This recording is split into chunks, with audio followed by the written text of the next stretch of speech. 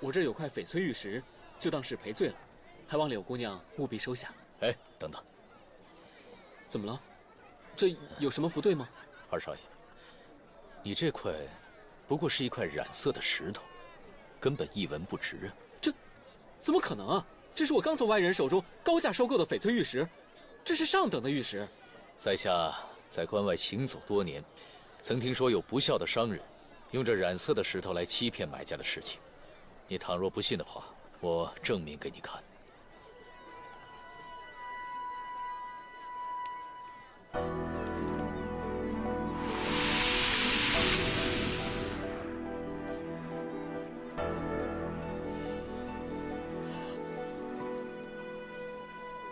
怎么可能啊！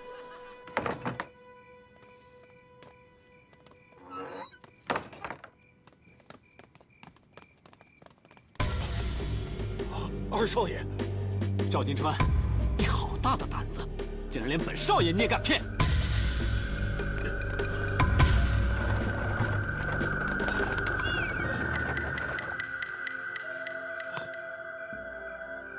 想跑，想得美！阿图，把他拿下！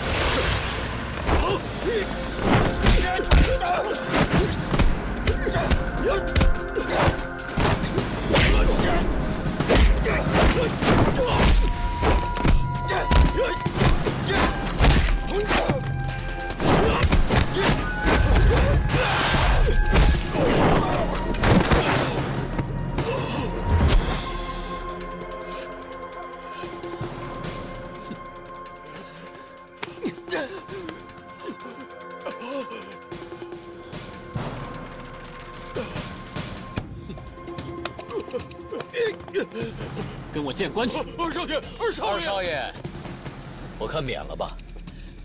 这事要是闹出去，让万宝斋的颜面也不好看，是吧？滚！别让我再看到你！谢谢二少爷。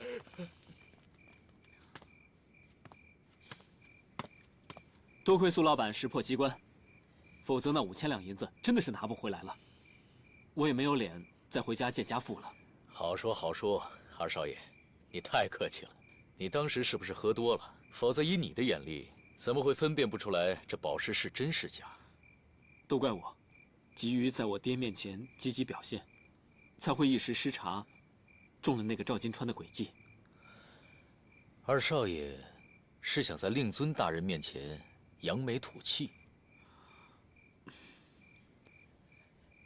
阿图，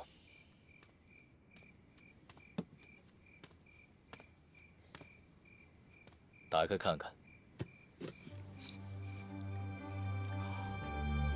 这些都是我从关外带回来的红蓝宝石、祖母绿、金绿猫眼，都是极为珍贵的精品。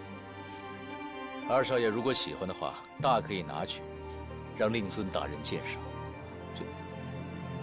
苏老板，拿去啊。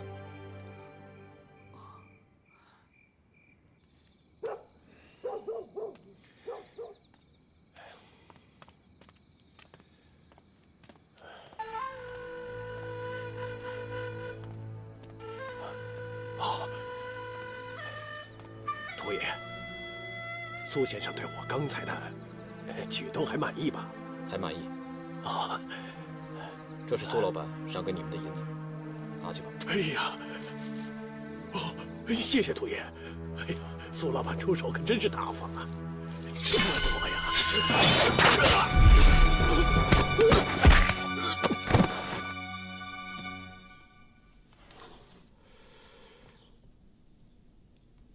不错啊，这批宝石圆润晶莹，色泽柔和，一看就知道不是凡品。伯奇啊，不错，想不到你对宝石的鉴赏能力进步得如此神速，爹真是为你感到骄傲啊！这都是爹平日教导有方，孩儿虽然资质愚笨，但也懂得勤能补拙的道理，还望爹日后能够多多指教。好，只要你肯努力，爹一定倾囊相授啊！爹还约了吏部的张大人在迎风阁喝茶，这就先交给你了。好啊。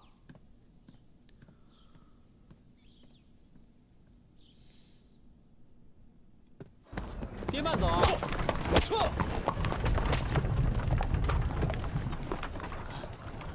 二少爷，我真是该死的！我做梦都没有想到赵金川这个王八蛋，他敢欺骗二少爷您呢！您大人有大量，您就原谅我这一次吧。别以为我不知道你们私底下做些什么勾当。别人说好狗认主，就算饿死了也不会吃别人给的食物。你倒好，有奶便是娘啊，连本少爷你都敢欺骗。哎呦，二少爷，冤枉啊！我诓谁也不敢诓您呐。这是赵金川给我的银子，您数数。哼，奇怪，他明明就是个银样蜡枪头，怎么突然开窍了？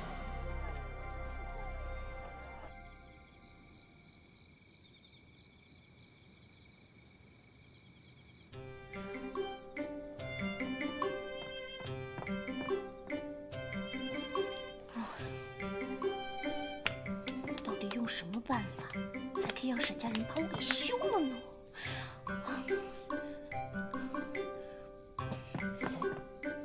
神仙姐姐，我呢好喜欢跟神仙姐姐玩儿。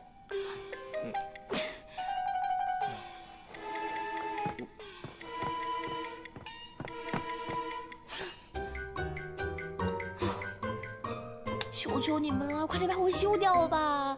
真的把我休了吧！把我休掉！把我休掉！把我休掉！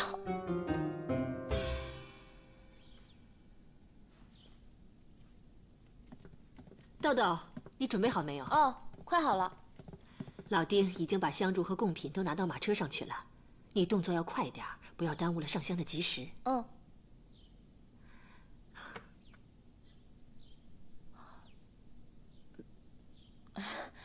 还是我自己来吧。哎呀，别动，你看又乱了。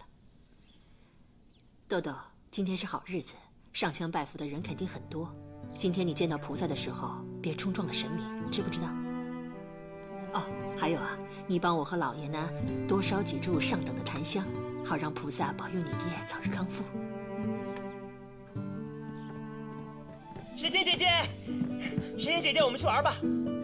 伯南呐，你要玩，让大大陪你去玩。豆豆呢，他要出门一趟，不能陪你玩了。神仙姐姐，你要去哪里啊？我要去寺庙里面替爹娘祈福。伯南也要去寺庙。不行的，伯南，外头风大，你出去啊会冻着的。你要是生病了，娘会心疼的。没事儿，伯南可以穿好多衣服，新衣服旧衣服都穿上，就不会冷了。娘。好了，你叫大大来，让他给你多穿几件衣服，然后再跟豆豆一起穿。好，神仙姐姐，你等我啊！大大，娘，你真让伯南跟我一起去啊？怎么会？我只是敷衍他。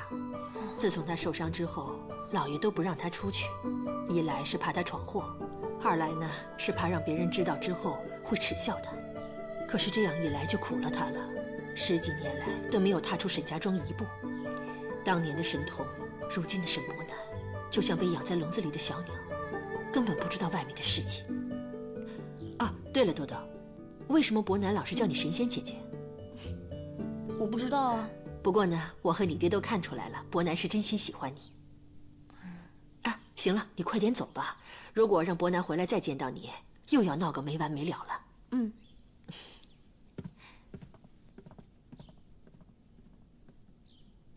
10几年没踏出过沈家庄一步，为的就是沈庄主的这张颜面。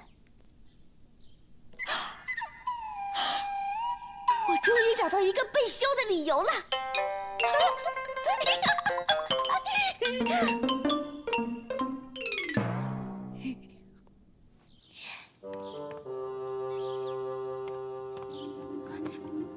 沈伯南，快！神仙姐姐，我真的可以出去吗？来，先把这个穿上。这什么呀？穿上，你想不想出去啊？这个怎么穿啊？这……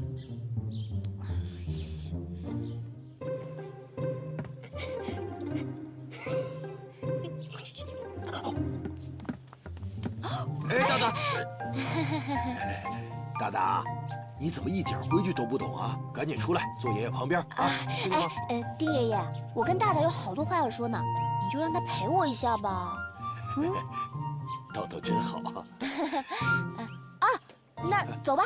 马上就走，你上去啊。好，走了，走了。马师傅，走。好。去。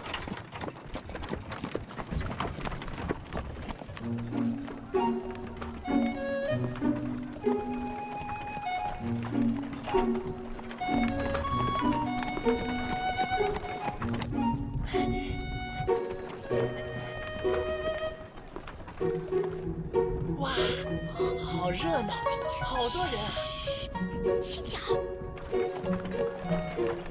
好热闹啊！哇，他们好开心啊！小声点。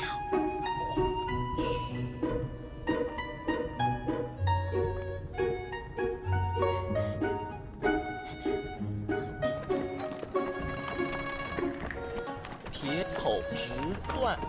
石岩姐姐，那个是干嘛的呀？是算命的。哦，算命的。石岩姐姐，干嘛？那个人拿着锤子乒乒乓乓的敲什么呀？那是帮人家打铁的。你看他身后是不是有剪刀啊、钳子的？都是他打的。哎，石岩姐姐，那你是谁打出来的？沈伯南，你是不是傻呀你？我又不是东西，我怎么能打出来呢？哦，神仙姐姐不是东西。哎，谁不是东西啊？你才不是东西呢！神仙姐姐，哎呀，那个人在干什么？他在卖小鸟。真烦人。不对啊，伯南见过小鸟，小鸟都在天上飞，飞得好高好高，怎么可能抓得住？你骗人！你是不是傻呀，沈伯南？那些鸟都是被人抓起来关在笼子里面的，就跟你一样，被关在沈家庄的大牢里面，想逃也逃不出来。你干嘛？伯南要买小鸟。不行，咱们是去寺里烧香的，不可以带小鸟进去。伯南要买小鸟。别说话，不许说话啊！我帮你买小鸟，不许说话，知道吗？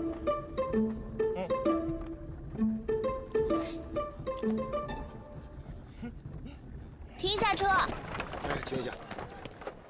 什么事儿啊？丁爷爷，麻烦你一件事情，那个，麻烦你帮我去买只小鸟。哦。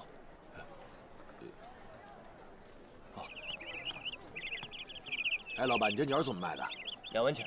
2文？我看看。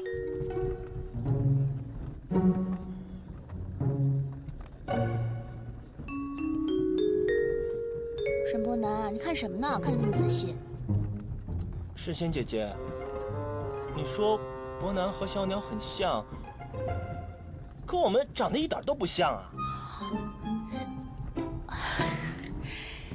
沈伯南，你可真能瞎掰啊！你说你跟这个小鸟……哎，算了，跟你说了你也不懂，你还是好好的看你的小鸟吧，啊！哦。小鸟，你是不是饿了呀？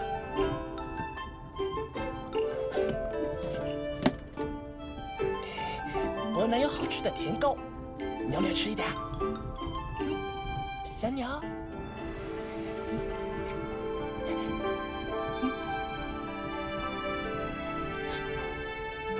关我屁事！他毁了我一生的幸福，我同情他还不如同情我呢。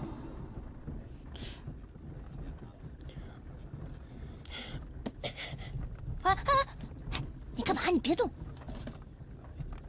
神仙姐姐，你看小鸟在笼子里一点也不开心，伯南要把它放了，让它自由自在地飞翔在天空里。哎呀，你不要动！你要是让丁爷爷发现你在车上的话，我们两个就完蛋了。可是小鸟它真的很不开心。哎呀，要不然这样好了，等我们两个一会儿下车的时候，偷偷把它给放了，怎么样？也行。小鸟，你不要着急啊。马上你就可以飞了。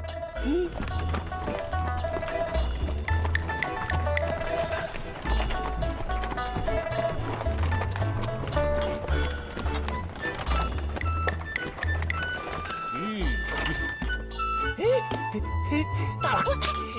等一下。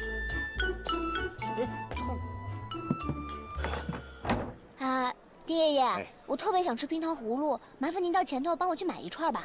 大少奶奶也喜欢吃糖葫芦啊。我家大大最喜欢吃这玩意儿。大大，要不爷爷也帮你买一串？哦，那麻烦你帮我买2串吧。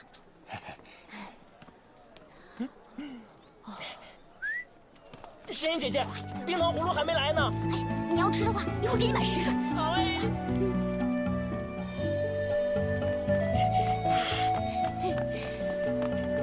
诗妍姐姐，这里可以放小鸟了吧？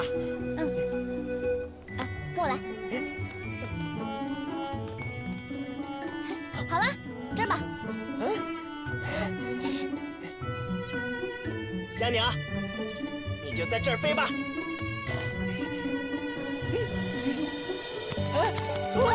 再见，小鸟，你要飞得更高一点，不要被人抓住。再见，我那也飞。今天真是做了一件大好事，一下子放飞了2只鸟。我说这位姑娘是不是有病？喂，我明明看你放走了1只鸟，哪来的2只？你是谁啊？关你什么事？敢在菩萨面前公然说谎，你不怕死后被打入拔舌地狱？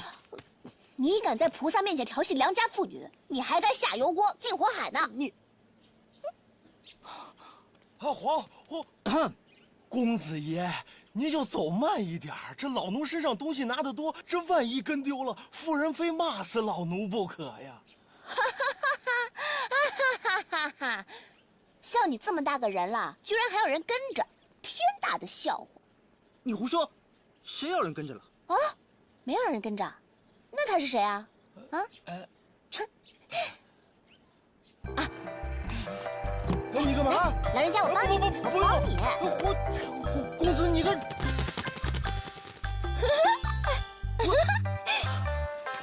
我现在放走2只鸟了，应该就不会进拔舌地狱了吧？大胆！你竟然敢放走真的！谢了。哎，你站住！我……哎呀，皇上，这人多认出您生的不好，咱们走吧。走吧。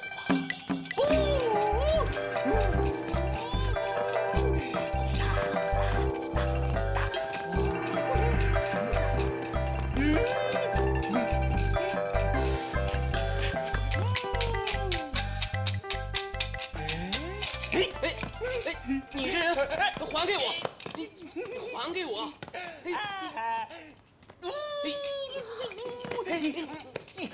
给我！我放手啊！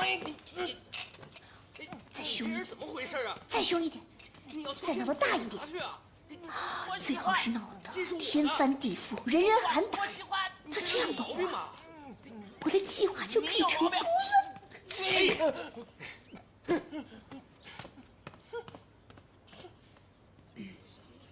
你有毛病！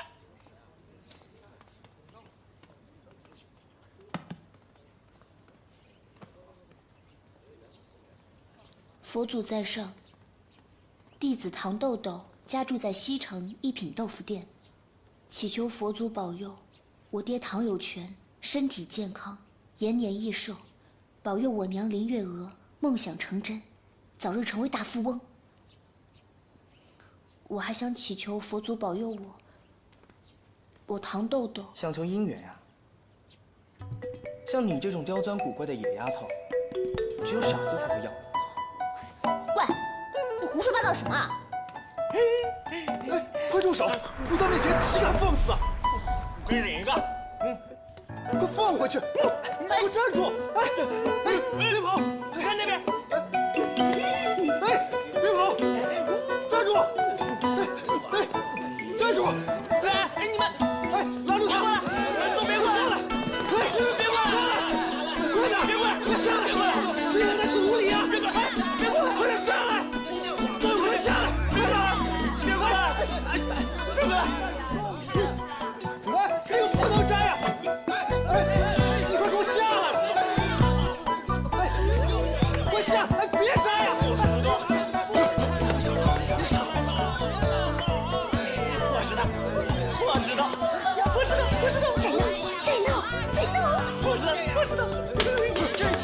皇上，不能过去，皇上亲我。你们要干嘛？不要过来！回去！别闹！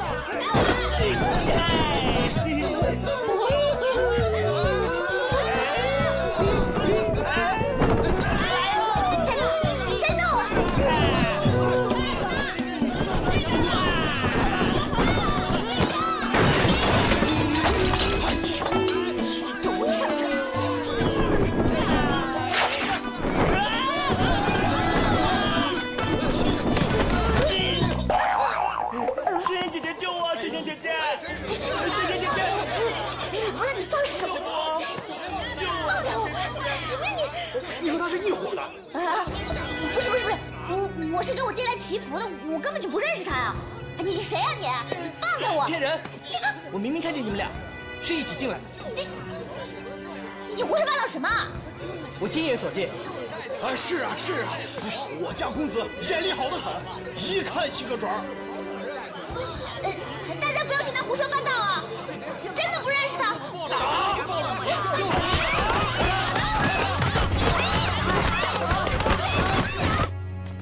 哎，老丁，干嘛慌慌张张的？二少爷，不好了，出事了，出大事了！出什么大事了？大少爷和大少奶奶被人抓到官府去了。你胡说什么？那傻子从来不出门，怎么可能被抓到官府去呢？是真的，也不知道是怎么回事。大少爷居然跟着大少奶奶跑到护国寺去了，结果大少爷在护国寺里瞎捣乱，把人家佛像的宝冠都摘了下来。哎呀，护国寺的方丈一怒之下就把大少爷和大少奶奶送到官府去了。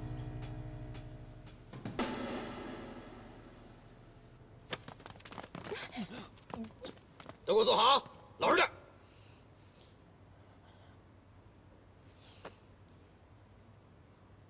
喂，你们是干什么吃的？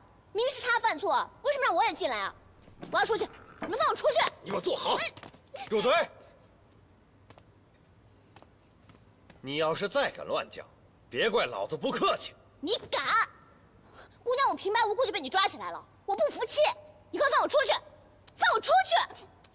放我出去！听见没有？奶奶的，老子今天不好好教训教训你，你不知道马王爷几只眼。诗欣姐姐，小姑娘，今儿爷就好好教训教训，让你知道知道马王爷几只眼。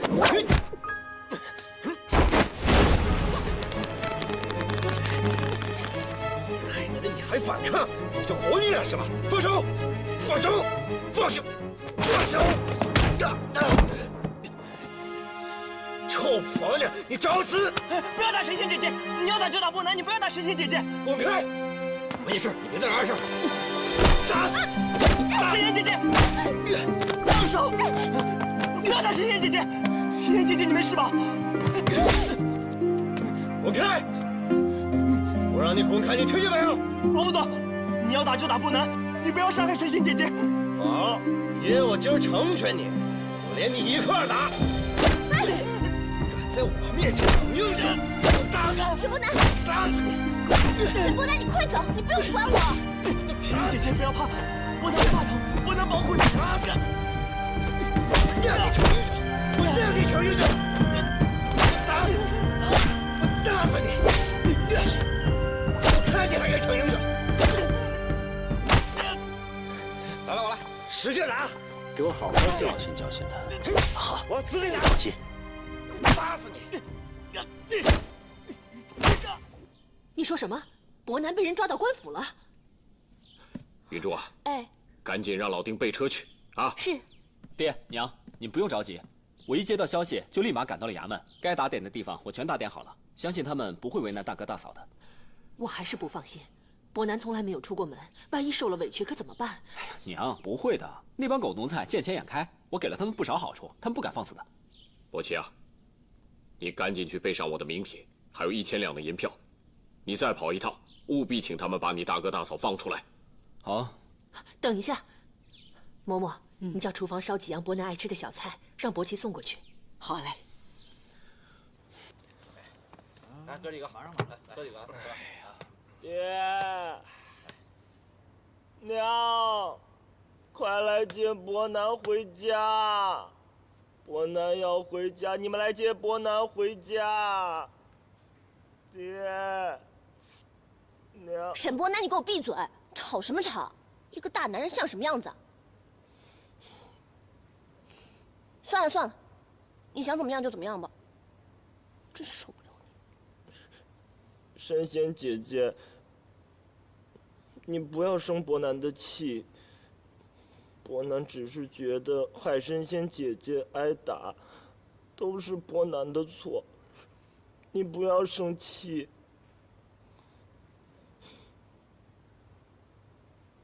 哎，有人看你们来了。波奇，你来太好了，赶紧带我们回去。先别急，大哥，你看，我给你带什么好吃的来了。饿的话就赶紧吃吧。神仙姐姐，你吃吗？神仙姐姐喜欢吃包子，给她吃包子。好。大嫂。哎呀，不好意思啊，大嫂。沈伯奇，你知不知道有多少灾民现在正饿着肚子呢？你居然敢浪费粮食，你真的是太过分了！你算什么东西？什么时候轮到你来教训我？波奇，你怎么能这么跟神仙姐姐说话呢？神仙姐姐，你别生气啊，我回家告诉娘，让娘教训她。来，吃鸡腿。我不。神仙姐姐不饿，伯南也不饿。真看不出来，二位真是间谍情深，羡煞人呢。伯奇，你别这样啊！你这样我真告诉娘了啊！行，去告好了。这么大的人了，开口娘闭口娘，你除了会告状，你还会什么呀？沈伯奇，这笔账我会记在心里，不许告诉娘，听到没有？可是你给我住口！大嫂，忘了告诉你，这次爹真的是非常的生气，不知道你这沈家长媳的位子还能坐多久？生气？越生气越好。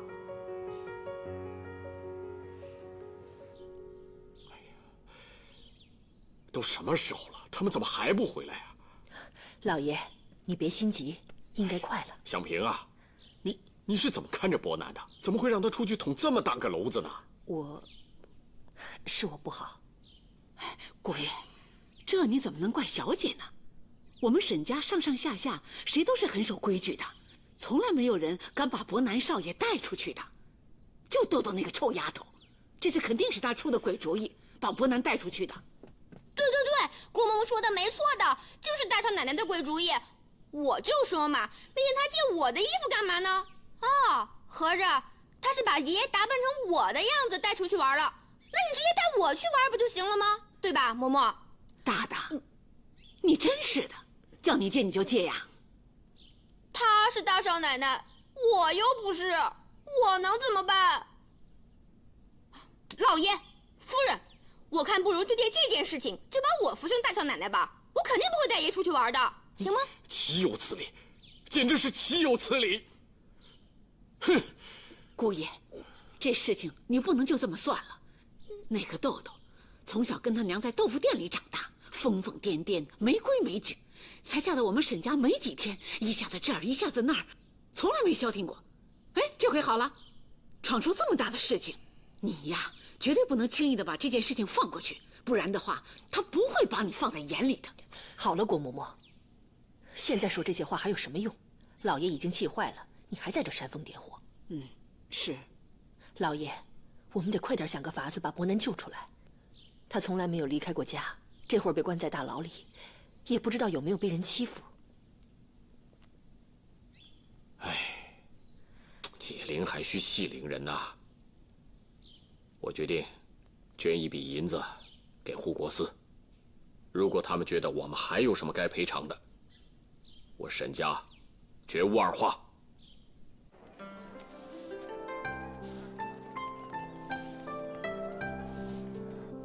朕近日读书，见到一处佛经典故，甚是不明，是以特来请方丈大师教诲。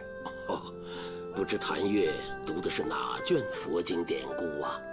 便是六祖慧能的那首千古传颂的寄语了。菩提本无树，明镜亦非台，本来无一物，何处惹尘埃？对，就这4句。请问谭月有何处不解呀？菩提本无树，明镜也非台。既然无一物，哪里有尘埃？方丈大师，就是此处。色即是空，空即是色，有即是无，无即是有，五蕴俱空，无所谓有和没有。我还是不明白，到底是有还是没有？谭月何必拘泥在有没有之上？老衲以为修佛讲求一个悟字，多读佛经，谭月自会开悟。看来我今天偷跑出来，算是白跑一趟了。阿弥陀佛。禀方丈，为庙求见。啊，为庙是本寺的执事僧侣。让他进来吧。好。阿弥陀佛。禀方丈，沈家庄派人送来了一张1000两银子的香油钱。哦，沈庄主为何为本寺送来香油钱？方才有2位施主大闹佛堂，扯下了世尊菩萨的宝冠。我听闻此人正是来自沈家庄的。那你把人给拘下了？是，已交由官府处置。荒唐！此等小事何必小题大做？为庙，快去通报官府，就说本寺已不追究此事，请官府放人。那香油钱？护国寺不是居人乐赎之地，岂有此理？将这香油钱如数退回。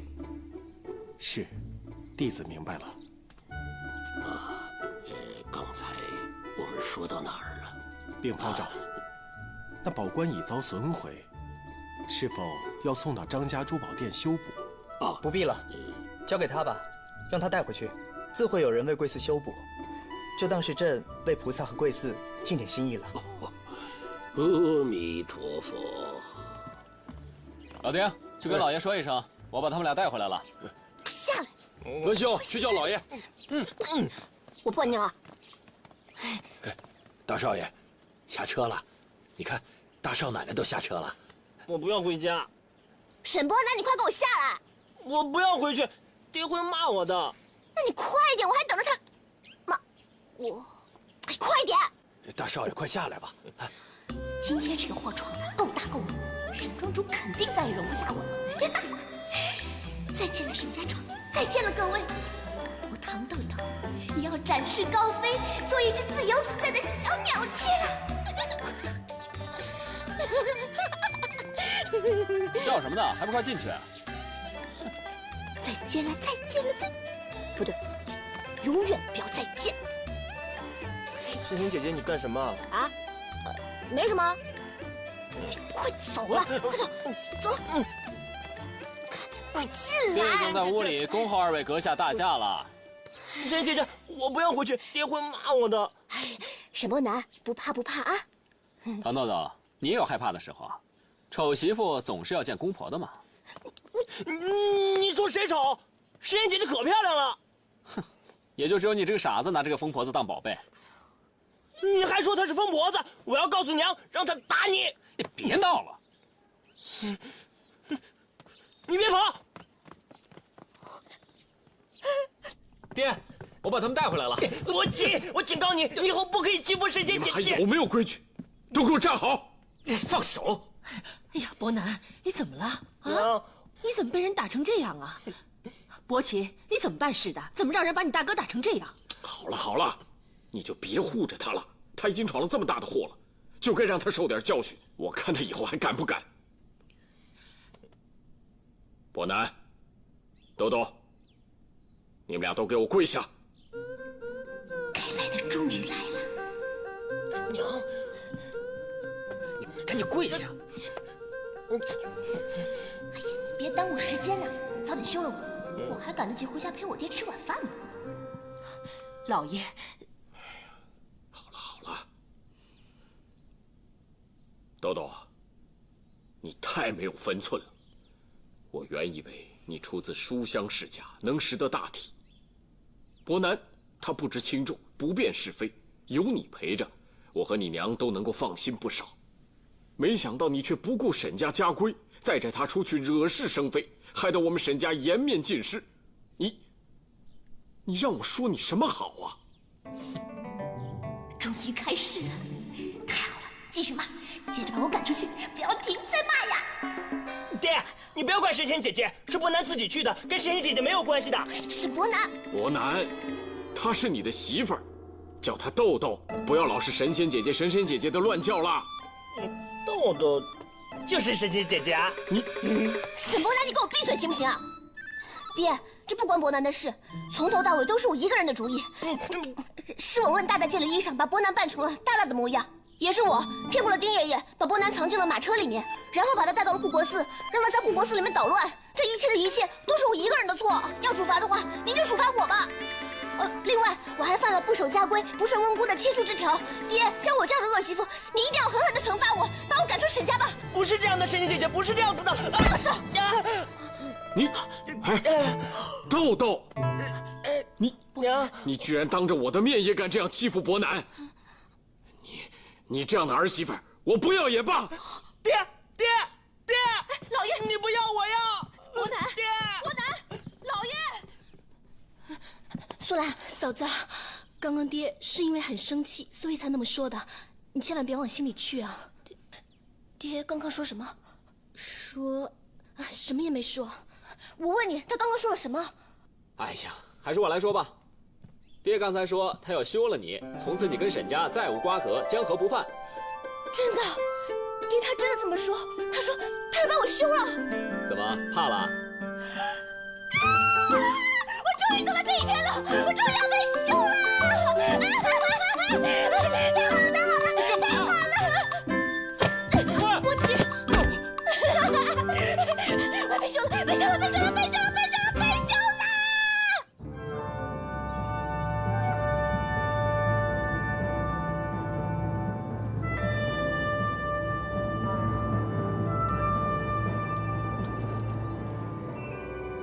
哎呀，皇上，不好了，皇上！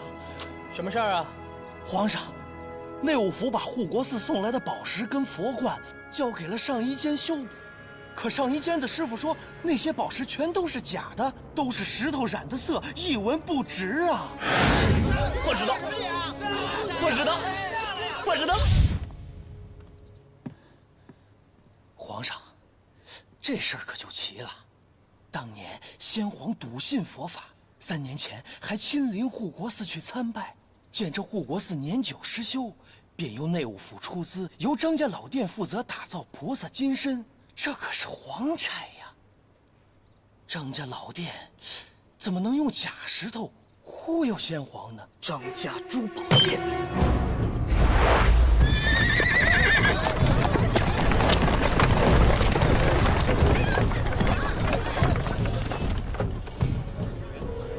走！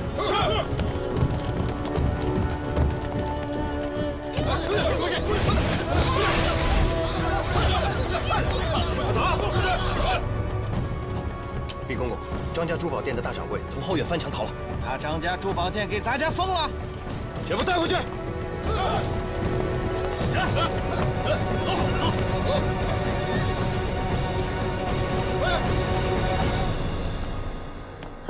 老爷，你真的要休了豆豆？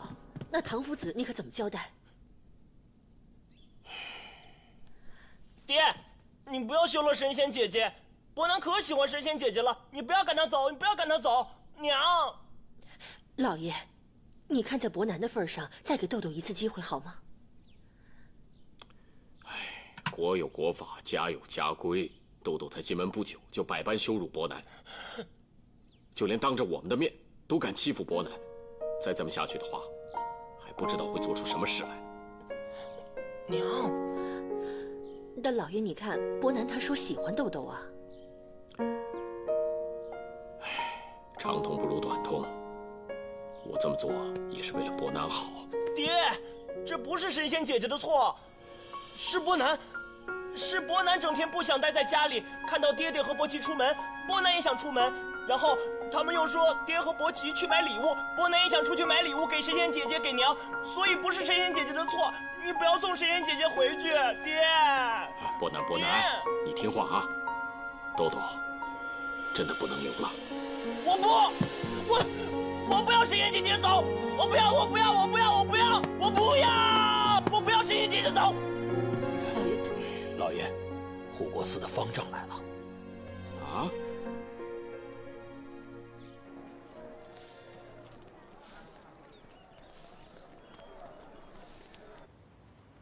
这个，还有这个，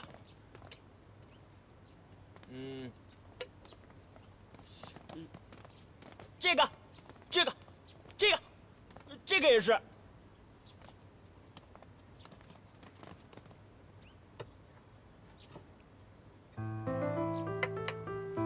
方丈大师啊，小儿无知，冒犯了菩萨，承蒙大师不罪，弟子感激不尽啊。施主太过谦了，若非公子提点，敝寺还被张家珠宝店的假货蒙在鼓里，倒是老衲要谢过施主啊。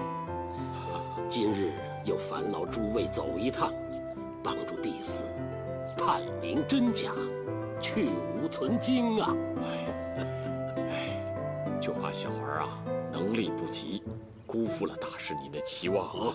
不会吧？施主请看，贵公子可是成竹在胸啊！啊！伯南呐，你得看仔细一点，千万不能弄错啊！放心吧，爹，伯南不会看错的。这个也是假的。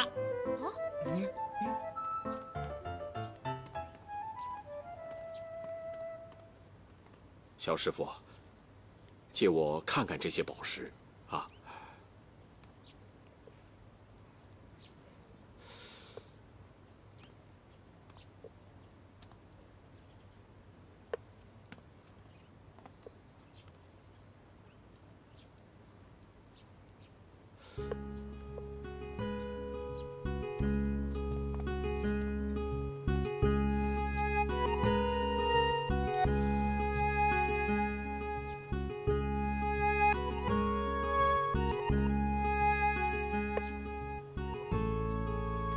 伯南啊，你怎么能够确定这些宝石是假的？我怎么就看不出来呢？明明都是假的呀！你怎么看出来的？用眼睛看的呀！爹，那您平时用什么方法来辨别宝石的真伪呢？哦，一般的赝品用肉眼就能分辨出真伪，但这些宝石在我手里，我怎么看它都像真的。所以说，像爹您这样有经验的老行家都会被骗啊？不过我还有其他的办法。老丁，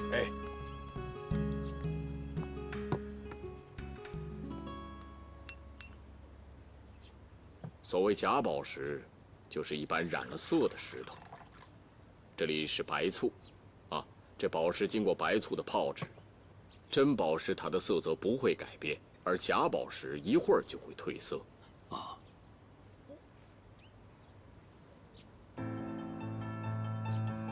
褪色了，褪色了！破石头，破石头，破石头！真让伯南给说中了，这些果然是破石头。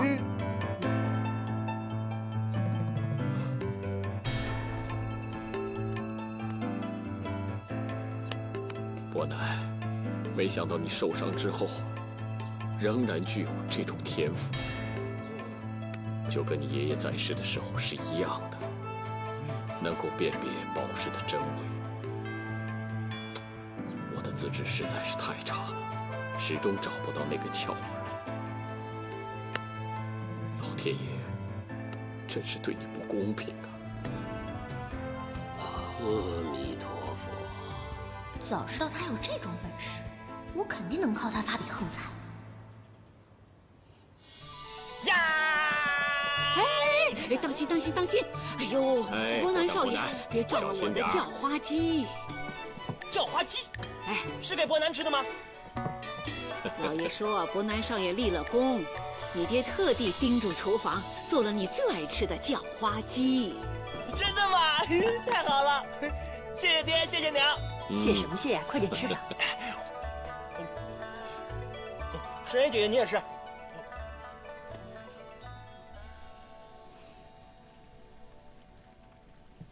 豆豆啊，来，爹错怪你了，爹不该不问青红皂白就指责你的不是，请你原谅爹好吗？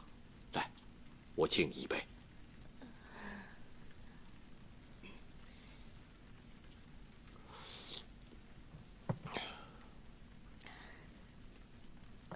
爹，我今天身体有点不舒服，我先回屋了，你慢慢吃。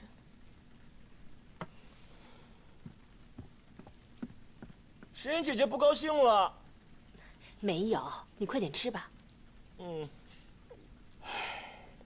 我爹生前曾经说过，他的天赋奇高，将来沈家光耀门楣的事情，肯定是落在他的身上。可是却没想到，如今他天赋依旧，却物是人非。不管他变成什么模样，他永远都是我们的孩子，不是吗？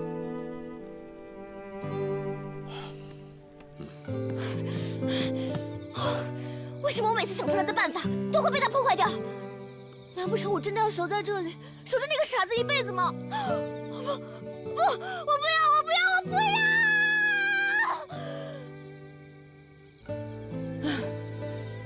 好累了，还是回去睡觉吧。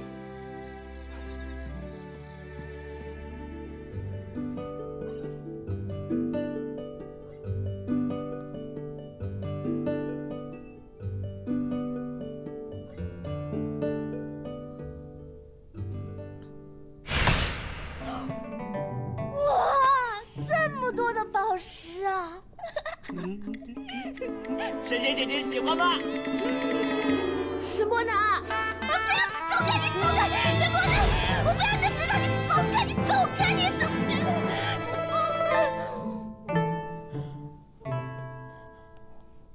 神仙姐姐，神仙姐姐！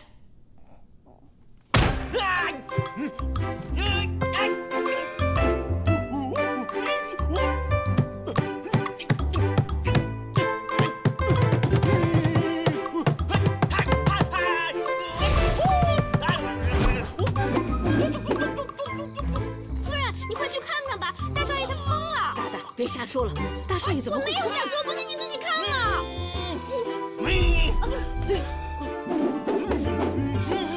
伯南，伯南，你在干什么？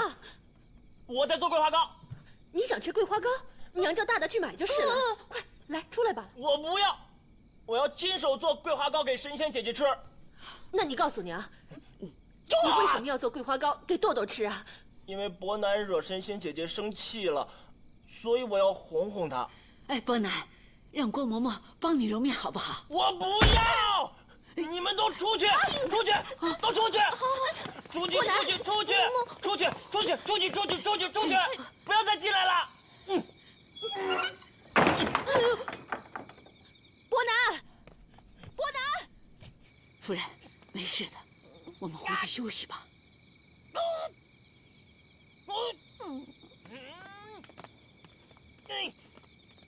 人家也好想吃爷做的桂花糕呀。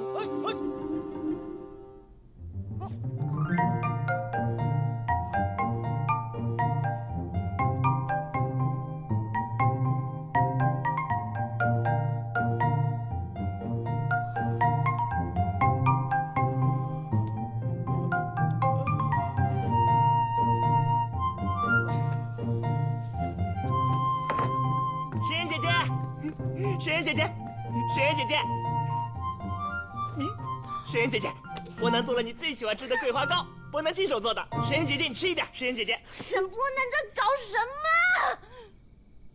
伯南看你生气了，吃了伯南做的桂花糕就不会生气了。神仙姐姐，你吃一点。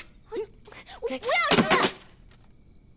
神仙姐姐，桂花糕掉在地上就没法吃了。神仙姐姐，沈伯南，你吵死了！你给我出去！神仙姐姐，出去！神仙姐姐，神仙姐姐，神仙姐姐，神仙姐姐，你开门啊！神仙姐姐，开门啊！神仙姐姐，神仙姐姐，神仙姐姐，神仙姐姐，神仙姐姐，不行，唐豆豆，你要淡定淡定，不能让他把你给逼疯了，要不然你就输定了。神仙姐姐，伯南知道你最喜欢吃桂花糕，所以伯南亲手做了桂花糕给你吃。神仙姐姐，你开门啊！神仙姐姐，神仙姐姐，神仙姐姐，神仙姐姐，这个桂花糕真的是伯南一个人做的，娘、郭嬷嬷和大大他们都没有帮我，可好吃了。神仙姐姐，你吃了伯南做的桂花糕就不要生气了。你给我闭嘴！神仙姐姐，神仙姐姐，齐伯南，你爬到树上干什么？伯南知道伯南惹神仙姐姐生气了，就想自己做桂花糕给神仙姐姐吃。神仙姐姐吃了伯南的桂花糕就不会再生气了。你不想活了是不是？你给我下来！那伯南要是下来，神仙姐姐要吃桂花糕。好，我吃，你给我下来行不行？好。神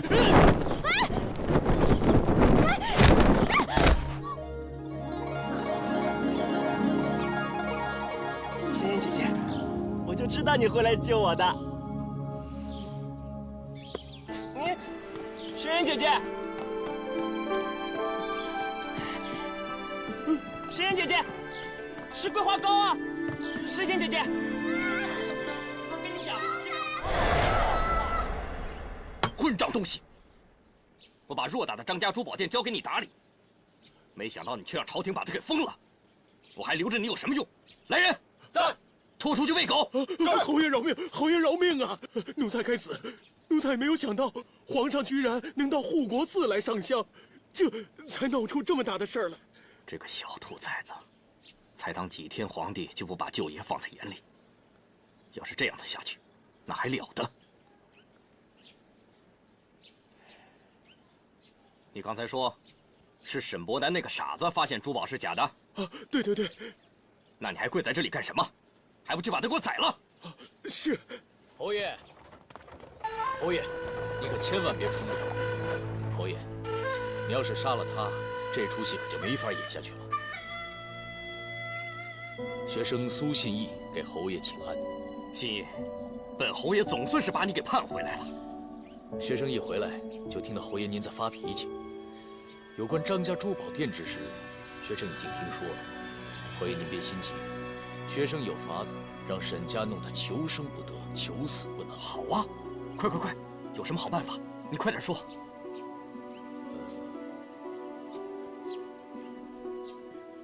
你们全都退下。是。苏先生，你现在可以说了。好，侯爷您别急。哎呦，你不急我急呀！你都不知道，你不在的这段日子里，本侯爷算是倒霉透顶了。侯爷，又是什么事让你如此气愤呢？还不是因为上次你从西域给我带回来的2名美女。今天玩的好开心呐！来，亲一个。侯爷，我也亲你一个。大胆草民，皇上丧日，竟敢在城中作乐！瞎了你们的狗眼！好大的胆子！本侯爷在此，难道你们想找死吗？侯爷恕罪，走。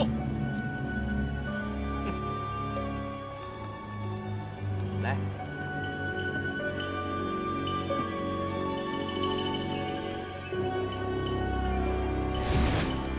就为了这点鸡毛蒜皮的小事，本侯爷被我那皇帝外甥叫进宫，痛骂了一顿，还差点要了我的老命。要不是太后及时赶到，本侯爷的这条老命没准就完了。侯爷高明，学生佩服。哼，我哪里高明？人言意欲取之，必先慢之。侯爷您此举，只会让小皇帝以为侯爷是耽于逸乐的荒唐侯爷罢了。如此一来，小皇帝必会对侯爷心生轻慢而毫无防备，这对侯爷您所图之事，可是大大有利啊。话虽然是这么说，可就是因为那么一点点的小事，这个小兔崽子竟拿着剑满殿的追杀本侯爷。想当初，他的生母只不过是个小小的美人，因为得罪了先皇被赐死了。是我看着他可怜，才劝我那不孕的妹妹把他抱过来收养，他才能有今天。可是万万没有想到，这个小兔崽子竟敢当众的羞辱于我。这口气，我说什么也咽不下去。此仇不报，绝不罢休。侯爷您请息怒，学生刚从江南，特意为侯爷准备了一份厚礼，肯定会让侯爷龙心大悦。龙心大悦。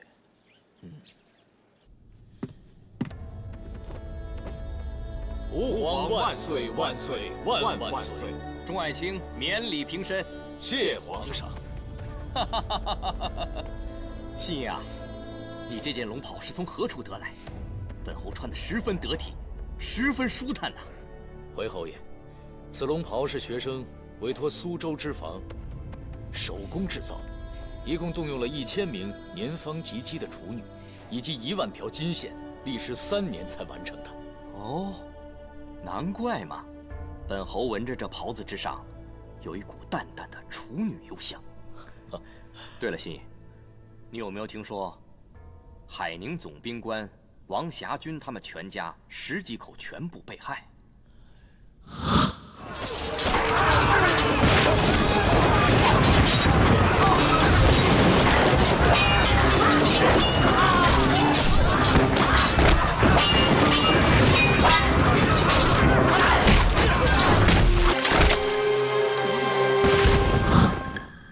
好，干得好！爱卿这次进京，想必是万事俱已齐备。侯爷圣明。学生进京前，向龙虎山的张真人请教过。张真人说，只要侯爷找到明太祖当年登基前的遗物，就能够号召群雄，讨伐昏君，进而定鼎天下。朱洪武登基前的遗物，那是什么东西？据说此物是当年朱洪武在皇觉寺出家时住持方丈所赠予的一幅卷轴。得此轴者，必得天下。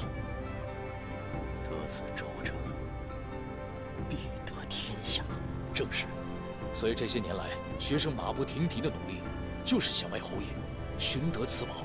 而今如何？你找到了？恭喜皇上，贺喜皇上！学生这么多年，终于打听到此宝物的下落，在什么地方？万宝斋。万宝斋。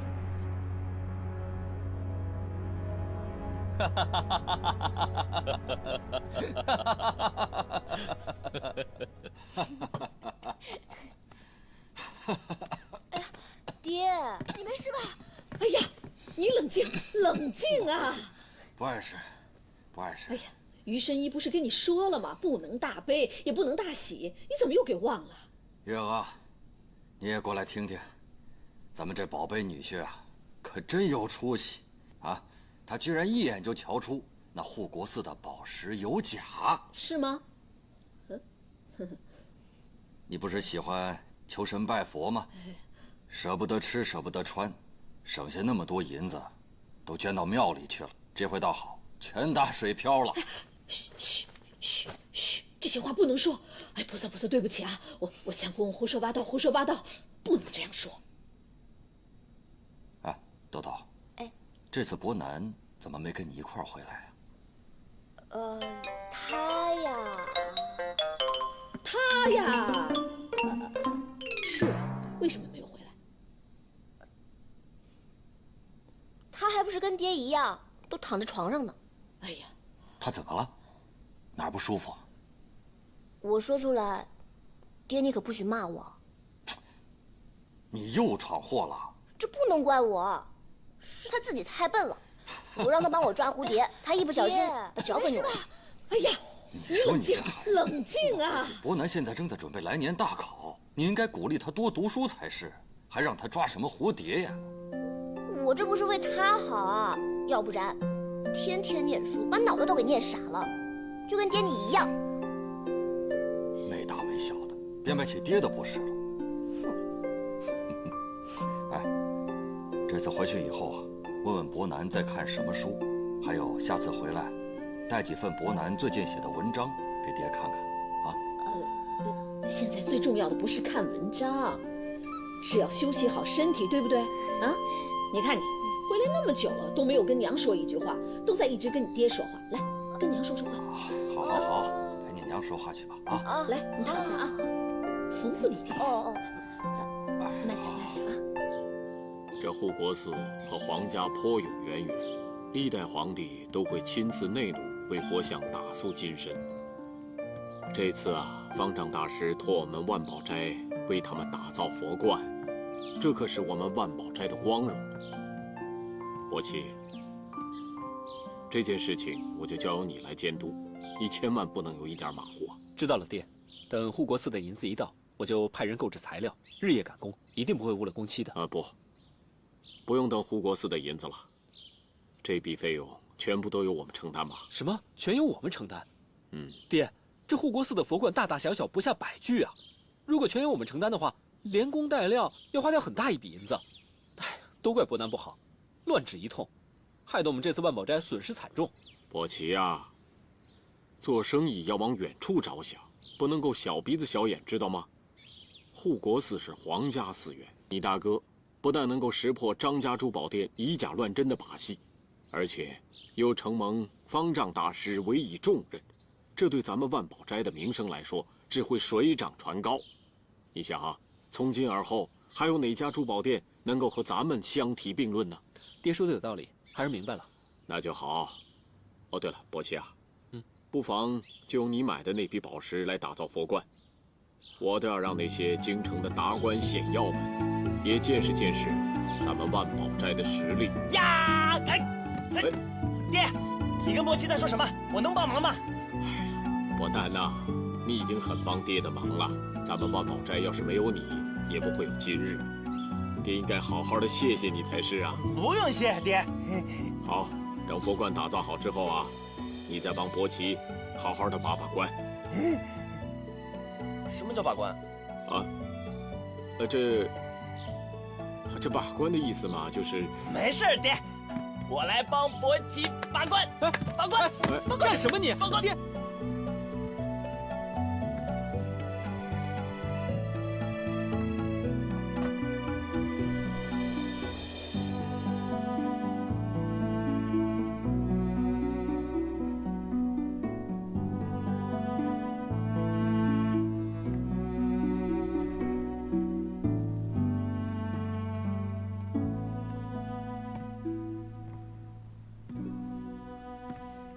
爹，豆豆，东西都收拾好了吗？嗯。那我先走了。哎，等等。嗯。爹给你拿样东西。啊？多多，我的钱多多，爹你在哪里找到他的？他一直就在爹这儿。在爹你那儿？这怎么会？你忘了前几年有人笑话你这么大了还玩布娃娃，你一气之下把它丢出了门外。可爹知道，多多是你的心肝宝贝，你心里面肯定是舍不得的。是啊，我想多多都想了好多年了，我以为我再也见不到他了。哎呀，把他抱在怀里的感觉真好。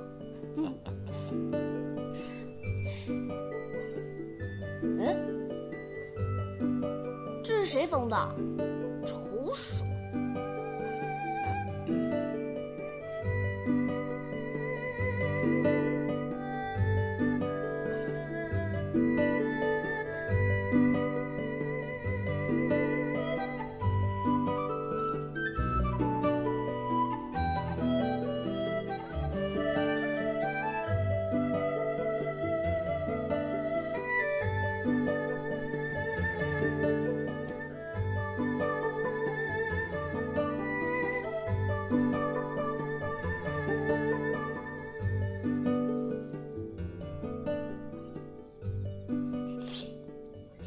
看什么看？小心我把你眼珠给它挖出来！神仙姐姐，你哭了，还不都是因为你害的？一看你这张傻不拉几的脸，我就生气。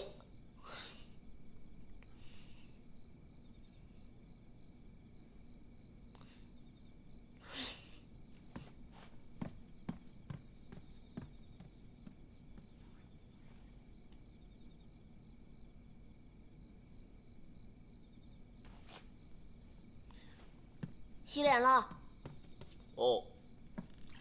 哎呀，你又在干什么呀？乒里乓啷的。喂，你又在搞什么鬼啊？神仙姐姐看到我的脸就哭了，所以我把脸遮起来，神仙姐姐就不会难过了。我让你过来洗脸，你偷着这玩意儿，能洗脸吗？神仙姐姐别生气，让波南自己洗。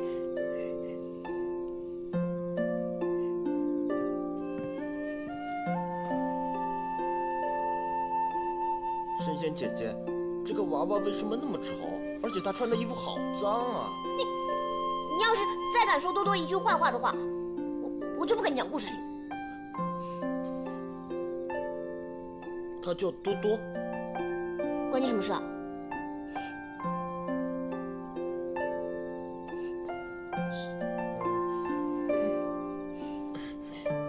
神仙姐姐，今天我们讲什么故事呀？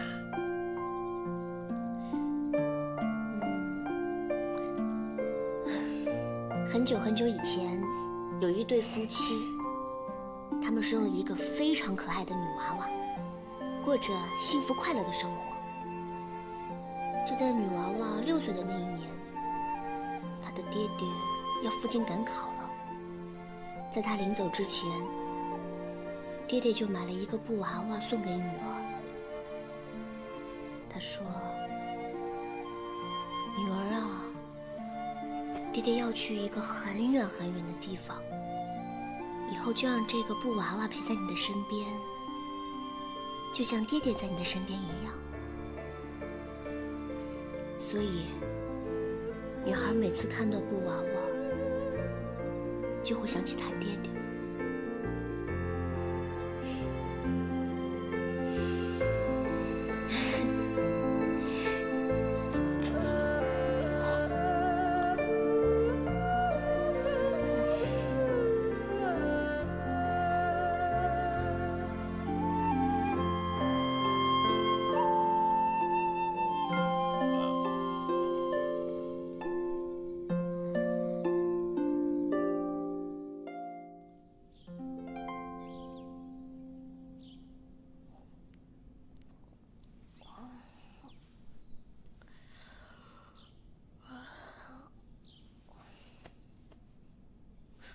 钱多多，我的钱多多呢？钱多多，钱多。沈伯南，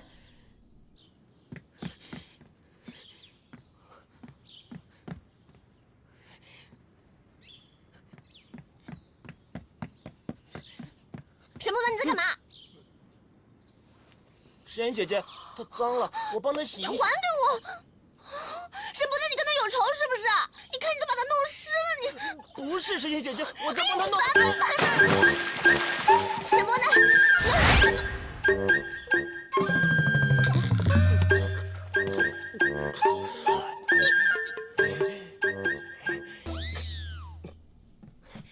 娘，你找我啊？唐豆豆，你为了想要离开沈家庄，居然想害伯南少爷，你还是不是人呐？你这没心没肺的臭丫头，我要打死你！四老太婆，我劝你最好适可而止啊！你想干什么？放开我！小姐，她连我这老太婆都敢欺负，什么事她不敢做出来？喂，豆豆，放开嬷嬷。没错，自从我嫁进沈家庄的第一天开始，我就无时无刻都想要离开这个大宅子。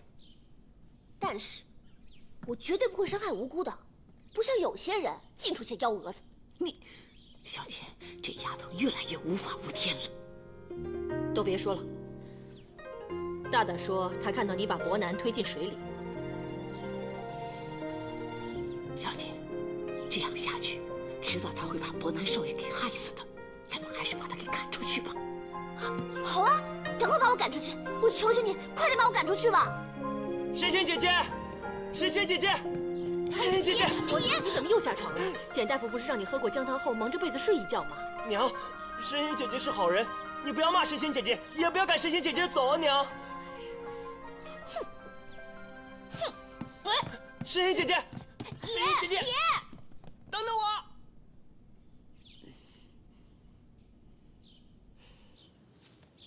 大少奶奶。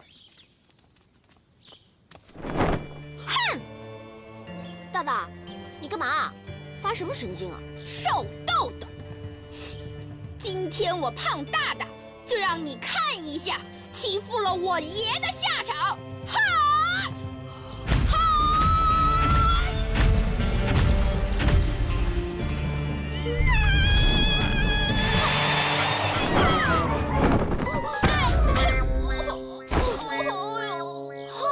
你敢偷袭我？呸呀！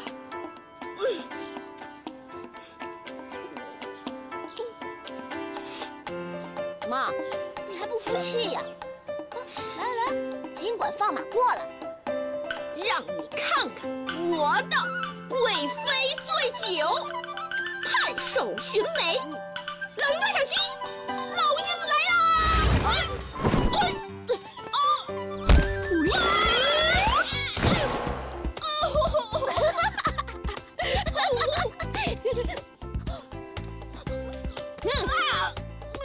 怎么样？到底是服还是不服啊？大少奶奶，从这个角度看，你好美哦。那你到底是服还是不服啊？可服啦！这还差不多。大少奶奶，我现在口渴了，大大给您泡茶去啊！来了。等会儿，这儿有点酸。大大给您捶呀！噔噔噔噔噔噔，来了！噔噔噔噔噔，噔噔噔噔噔。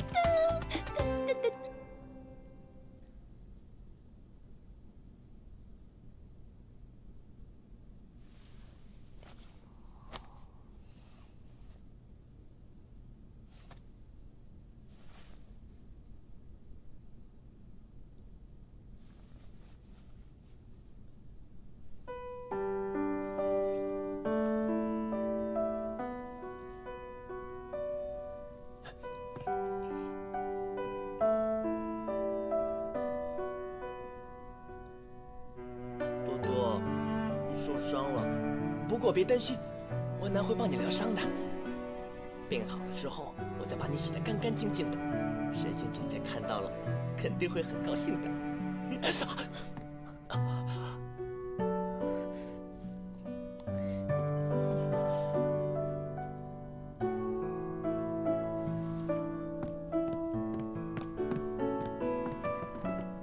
神仙姐姐，神仙姐姐。神仙姐姐，神仙姐姐，神仙姐姐，神姐姐，把手给我看看，给我。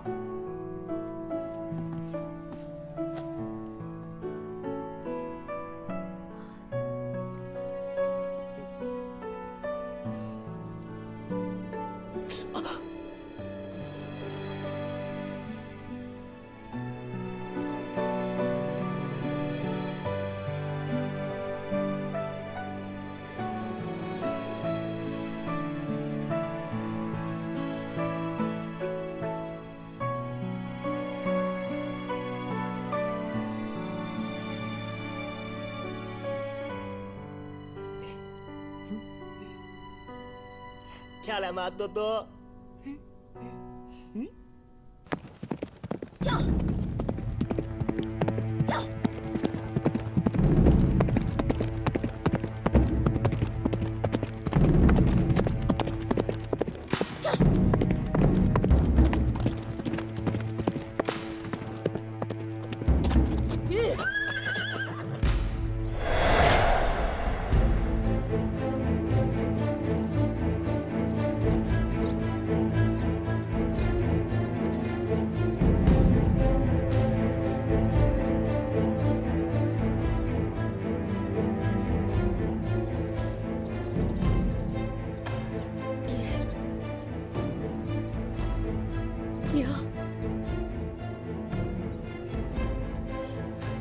回来了。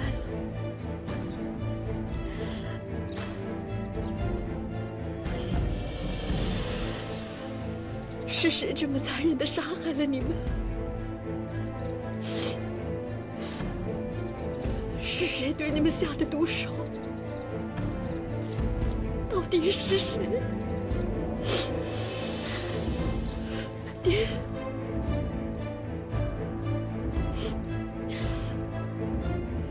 娘，